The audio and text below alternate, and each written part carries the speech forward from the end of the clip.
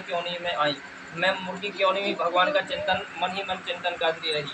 शिव जी की कृपा से भगवान की स्मरण ना भूली और तीसरे जन्म में मैं इस व्रत को पुनः नियम पूर्वक करती रही, किंतु तुम कभी इस व्रत को करती कभी नहीं करती।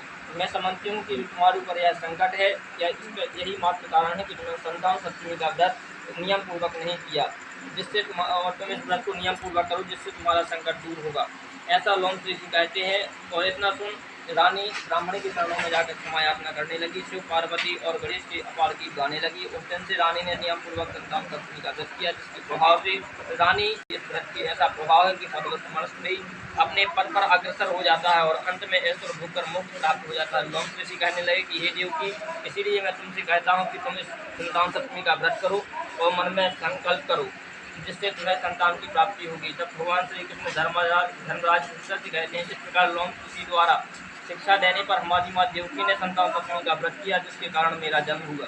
यह व्रत विशेष रूप से स्त्रियों के लिए कल्याणकारी है। यदि स्त्री नहीं कर पा रही तो पुरुष के लिए भी समान रूप से कल्याणदायक। यह संतान को सुख देने वाला करता है। भगवान शिव पार्वती की सच्चे मन से आराधना करता है, वह अंत में शिव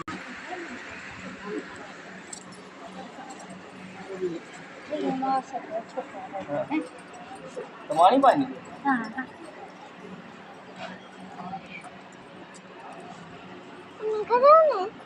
ले जूते डाले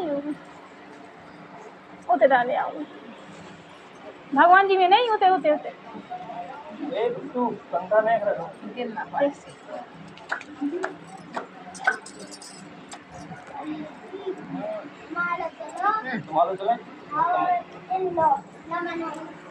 तुम्हारा नहीं होना